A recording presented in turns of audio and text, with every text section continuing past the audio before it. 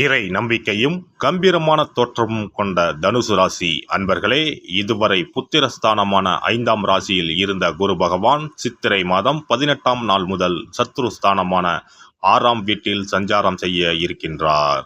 சத்ருஸ்தானத்தில் இருக்கின்ற குரு பகவான் தான் நின்ற ராசியில் இருந்து 5ஆம் பார்வையாக கன்னி ராசியான தொழில் ஸ்தானத்தையும், 7ஆம் பார்வையாக விருச்சிக ராசியான போகஸ்தானத்தையும், 9ஆம் பார்வையாக மகர ராசியான குடும்பஸ்தானத்தையும் பார்வையிட இருக்கின்றார். குரு பகவான் 5ஆம் பார்வையாக தொழில் ஸ்தானத்தை பார்ப்பதால் வியாபாரத்தில் இருந்து வந்த இழுபறியான சூழல் மறையும். அரசு வழியில் சில உதவிகள் கிடைக்கும். சொந்த ஊர் தொடர்பான பயண வாய்ப்புகள் கைகூடி வரும். கௌரவ பொறுப்புகளின் மூலம் வெளிவட்டாரத்தில் மதிப்புகள் உயரும். குரு பகவான் 7ஆம் பார்வையாக போகஸ்தானத்தை பார்ப்பதால் உடலில் இருந்து வந்த மந்தத்தன்மைகள் படிப்படியாக குறையும். எந்த ஒரு செயலையும் ரகசியமாக செய்து முடித்து வெற்றி அடைவீர்கள். பழக்க வழக்கங்களில் சற்று கவனம் வேண்டும். வெளிநாடு செல்வது தொடர்பான பயண வாய்ப்புகள் சாதகமாக அமையும். குரு பகவான் 9ஆம் பார்வையாக குடும்பஸ்தானத்தை பார்ப்பதால் குடும்பத்தில் இருந்து வந்த கருத்து வேறுபாடுகள் நீங்கி ஒற்றுமை அதிகரிக்கும். மனதிற்கு பிடித்த விதத்தில் உணவுகளை உண்டு மகிழ்வீர்கள். தனவரவுகளில் இருந்து வந்த தடைகள் விலகும். விலை உயர்ந்த பொருட்களை வாங்கி மகிழ்வீர்கள். குரு பகவான் புத்திரஸ்தானத்தில் நிற்பதால் தந்தை வழி உறவினர்களிடத்தில் சூழ்நிலை அறிந்து செயல்படுவது நன்மதிப்பை உண்டாக்கும். எதிலும் நேர்மறையான எண்ணங்களை வளர்த்து கொள்வது மன அமைதியை ஏற்படுத்தும். இழுபறியான சில விஷயங்களை செய்து முடிப்பதற்கான சூழல் ஏற்படும். நெருக்கடியாக இருந்தவர்கள் விலகிச் செல்வார்கள். சஞ்சலமான சிந்தனைகளால் குழப்பங்கள் ஏற்படும். நீண்ட நேரம் கண் விழிப்பதை தவிர்ப்பது நல்லது. நட்சத்திர சஞ்சார பலன்கள். குரு பகவான் கிருத்திகை நட்சத்திரத்தில் சஞ்சரிப்பதால் உத்தியோக பணிகளில் பதற்றமின்றி செயல்படவும். வெளியூர் பயணங்களில் இருந்து வந்த தடைகள் விலகும். கடன் சார்ந்த பிரச்சனைகள் குறையும். உடல் ஆரோக்கியம் சார்ந்த விஷயங்களில் கவனம் வேண்டும். குரு பகவான் ரோகிணி நட்சத்திரத்தில் சஞ்சரிப்பதால் எதிர்பாராத சில அதிர்ஷ்டகரமான வாய்ப்புகள் உண்டாகும். நீண்ட நாட்களாக தடைப்பட்ட வரவுகள் கிடைக்கும். வியாபார பணிகளில் சிறு சிறு தேக்க நிலைகள் உண்டாகும். உறவினரிடத்தில் பொறுமையுடன் செயல்படுவது நன்மதிப்பை உண்டாக்கும். குரு பகவான் மிருகசிரிச நட்சத்திரத்தில் சஞ்சரிப்பதால் குழந்தைகளிடத்தில் பயனற்ற விவாதங்களை தவிர்ப்பது நல்லது. பூர்வீக சொத்துக்களால் சிறு சிறு விரயங்கள் ஏற்படும். வெளியூர் பயணங்களில் இருந்து வந்த தாமதங்கள் குறையும். வியாபார அபிவிருத்திக்கான முயற்சிகளில் சிந்தித்து செயல்படவும். குரு பகவானின் வக்கரகால சஞ்சாரத்தின் போது கொடுக்கல் வாங்கலில் லாபம் ஏற்படும். வியாபாரத்தில் இருந்து வந்த போட்டிகள் படிப்படியாக குறையும். உடல் ஆரோக்கிய பிரச்சனைகள் கட்டுப்பாட்டுக்குள் வரும். நீண்ட நாட்களாக தடைப்பட்டு வந்த சுபகாரியங்கள் கைகூடி வருவதற்கான சூழல் ஏற்படும். பெண்களை பொறுத்தவரை தனவரவில் இருந்து வந்த சில நெருக்கடிகள் குறையும். விலை உயர்ந்த பொருட்களின் சேர்க்கை உண்டாகும். உங்கள் கருத்துகளுக்கு உண்டான ஆதரவு கிடைக்கும்.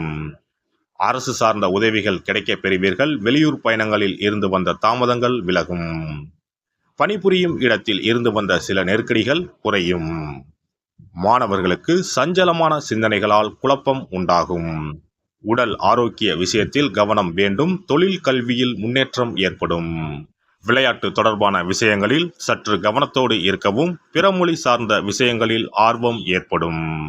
உத்தியோகஸ்தர்கள் அலுவலகத்தில் எதிர்பார்த்த சில பொறுப்புகள் கிடைப்பதில் தாமதம் ஏற்படும். உங்கள் மீதான நம்பிக்கையில் சில மாற்றங்கள் உண்டாகும். எதிலும் திறமையோடு செயல்பட்டு பாராட்டுகளை பெறுவீர்கள். புதிய வேலை சார்ந்த தேடலில் எதிர்பார்ப்புகள் நிறைவேறும். பயணங்களின் மூலம் அனுகூலமும் லாபமும் ஏற்படும். உடல் ஆரோக்கிய பிரச்சனைகள் குறையும்.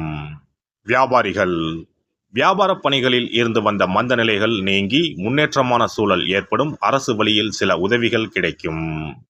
புதிய முயற்சிகளில் இருந்து வந்த தாமதங்கள் விலகும். வாடிக்கையாளர்களின் எண்ணங்களை புரிந்து கொண்டு சில மாற்றங்களை செய்வீர்கள். கலைத்துறையில் இருப்பவர்களுக்கு வரவுகளில் இருந்து வந்த தாமதங்கள் விலகும். மனதளவில் இருந்து வந்த தயக்கங்கள் படிப்படியாக குறையும். பேச்சு திறமைகளின் மூலம் ஆதாயத்தை மேம்படுத்துவீர்கள். பயணங்களின் மூலம் புதிய வாய்ப்புகள் கிடைக்கும். அரசியல்வாதிகள் நினைத்த பணிகளை செய்து முடிப்பீர்கள்.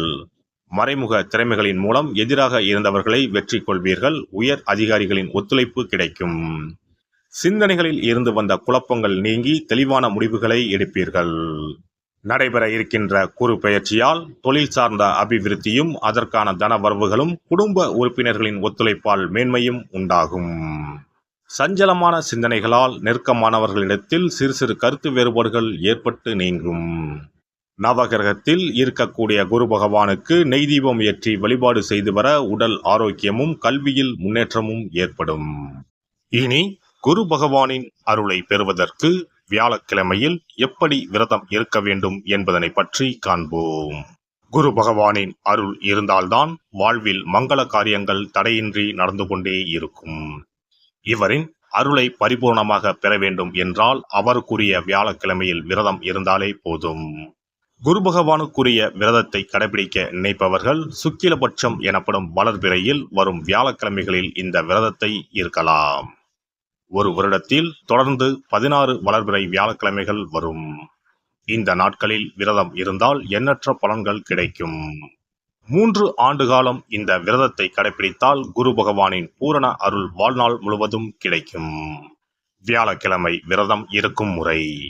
வியாழக்கிழமை அன்று அதிகாலையில் எழுந்து குளித்து மஞ்சள் நிற ஆடை அணிந்து உறுதியாக விரதம் இருக்க வேண்டும். அருகில் உள்ள கோவிலின் நவகிரக சன்னதிக்கு சென்று குரு பகவானுக்கு சந்தனம், மஞ்சள் போன்றவற்றை கொண்டு அபிஷேகம் செய்ய வேண்டும். பிறகு குங்குமப்பூ கலந்த பசும்பாலை கொண்டு குரு பகவானுக்கு அபிஷேகம் செய்து வழிபட வேண்டும். மஞ்சள் நிற பூக்கள் சாற்றி மஞ்சள் நிற இனிப்புகளை நைவேத்தியம் செய்து வழிபட வேண்டும். மாலை நேரத்தில் மஞ்சள் நிற இனிப்புகள், ஆடைகள் போன்றவற்றை வறுமை நிலையில் இருப்பவர்களுக்கு தானமளிப்பது நல்லது. இரவில் உப்பு சேர்க்காத உணவை சமைத்து சாப்பிட்டு வியாழக்கிழமை விரதத்தை நிறைவு செய்யலாம். குரு பகவானை வழிபடும் முறை. குரு பகவானுக்கு தேங்காய் எண்ணெய், நல்லெண்ணெய், நெய் ஆகிய 3ஐயும் கலந்து விளக்கேற்ற வேண்டும். குரு பகவானுக்கு ஏற்றப்படும் விளக்குகளின் எண்ணிக்கை 11 அல்லது 21 இருப்பது சிறந்தது. குரு பகவானுக்கு பிடித்த மலர்கள் முல்லை, மல்லிகை. ஆகையால் அவருக்கு முல்லை அல்லது மல்லிகை மாலையை அணிவித்து கொண்டை கடலையை படைத்து வழிபடுவது சிறந்தது. வியாழக்கிழமை தோறும் சிவன் கோவிலுக்கு சென்று குரு பகவானுக்கு அர்ச்சனை அல்லது கற்பூர ஆரத்தி செய்து வணங்கி வருவது நல்லது. ஆலயங்களில் நவகிரக மூர்த்திகளிடையே உள்ள குருவுக்கு வியாழன் அன்று கொண்டை கடலை மாலை சாற்றி முல்லைப்பூ, சாமந்திப்பூ மற்றும் மஞ்சள் நிற மலர்களால் அர்ச்சித்து வழிபடுவது நன்மை தரும். வியாழக்கிழமை தோறும் கொண்டைக்கடலை, சுண்டல், மஞ்சள் வாழைப்பழம், தேன், சர்க்கரை, கற்கண்டு மற்றும் இதர இனிப்பு பொருட்கள் இவற்றில் ஏதேனும் ஒன்றை நைவேத்தியமாக படைத்து வழிபட வேண்டும். குரு பகவானுக்குரிய வளர்பிறை வியாழக்கிழமை விரதத்தை முறையாக மேற்கொள்பவர்களுக்கு வாழ்வில் பல யோகங்கள் ஏற்படும். சரியான காலத்தில் திருமணம் நடக்கும். ஜாதகத்தில் குரு கிரக தோஷம் இருப்பவர்கள் இந்த விரதத்தை கடைபிடித்தால் தோஷங்கள் நீங்கும். தொழில் வியாபாரங்களில் சரியான வருமானம் இல்லாதவர்கள், குடும்ப பொருளாதார நிலை சிறப்பாக இல்லாதவர்கள் இந்த விரதத்தை மேற்கொள்வதால் குரு பகவானின் அருள் கிடைக்கப்பெற்று தொழில் வியாபாரங்களில் செல்வ வளம் பெருகும். எல்லாம் வல்ல இறையருளால் நீங்களும் உங்கள் அன்பு குடும்பமும் உடல் நலம், நீலாயுள், நிறை செல்வம், உயர் புகழ், மெய்ஞானம் ஓங்கி வாழ்க வளமுடன். இந்த வீடியோ பதிவு உங்களுக்கு பிடித்திருந்தால் லைக் பண்ணுங்க, கமெண்ட் பண்ணுங்க, ஷேர் பண்ணுங்க, மறக்காம சப்ஸ்கிரைப் பண்ணுங்க, பக்கத்துல இருக்கிற பெல் பட்டனை கிளிக் பண்ணுங்க. நன்றி, வணக்கம். ஓம் நமச்சிவாய. சிவாய நம.